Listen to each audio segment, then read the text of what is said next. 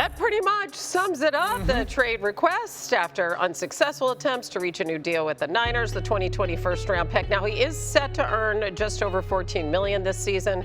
It is the final season of his rookie deal. And this request comes a week before the veterans are supposed to report to camp. Stay tuned for that.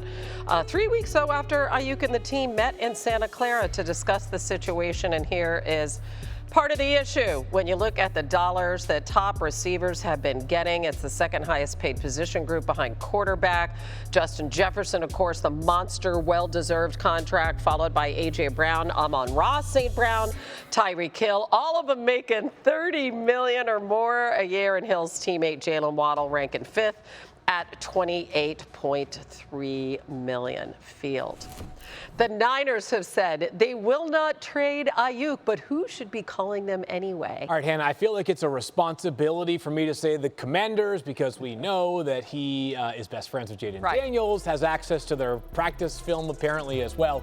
I'll give you one more that I think is just far too logical to dismiss. It's the Patriots, a team who certainly is looking for an established #1 wide receiver, just drafted Drake Maye, and they don't want a repeat of what happened with Mac Jones, which was promised early in his career, eventually derailed in part because of a lack of established pieces around Mac Jones. So if you're the Patriots, Brandon Aiyuk is young enough where it's not like he is about to exit the prime of his career. He very well may not have reached the prime of his career. He can age with Drake Maye whenever Drake Maye becomes a starter, which I think will be at some point during the middle of this upcoming season. They have tons and tons and tons of cap space. Basically, their entire offseason has been keeping the powder dry other than extending or renegotiating deals for players already on their roster. To me, New England makes a whole lot of sense. I still am dubious, though, that a trade actually goes anywhere with any team involving San Francisco and Brandon Aiyuk.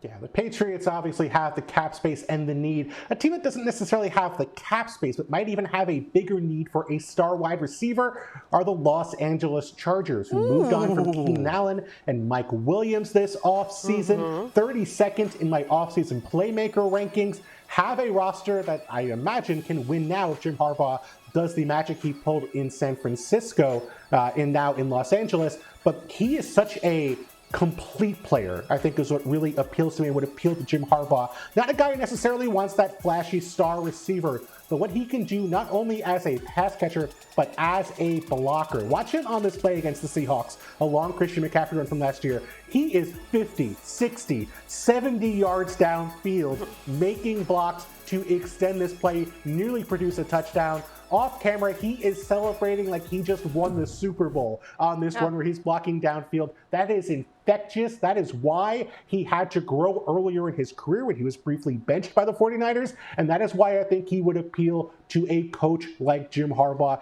even if Jim Harbaugh's not necessarily looking to trade first-round picks for wide receivers. I mean, box office there, too, in L.A., right? You have to have entertaining players. I had not thought about the Chargers at all, part of the brilliance of Bill Barnwell. And I will say this, too, and I mentioned this a couple of days ago here on NFL Live.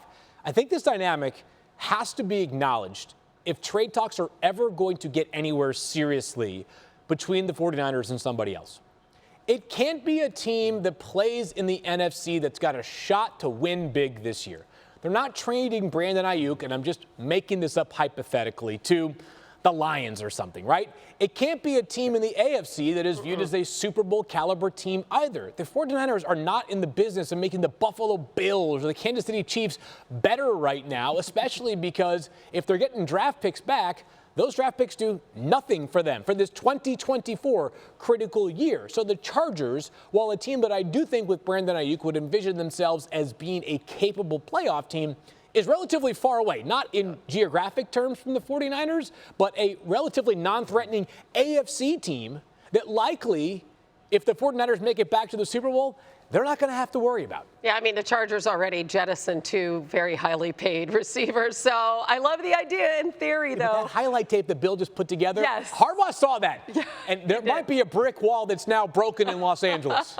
We'll see. We'll see if they have the dollars to make Brandon Aiyuk happy and give him what he feels he deserves. All right, let's move on to another top 10 list from Jeremy Fowler on ESPN.com as he talked to front office executives and scouts around the league.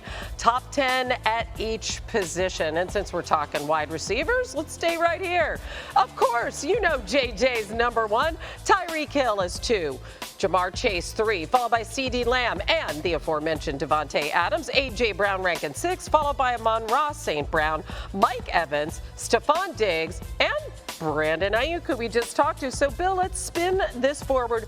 Who is not on this list now that you think will be there after the upcoming season?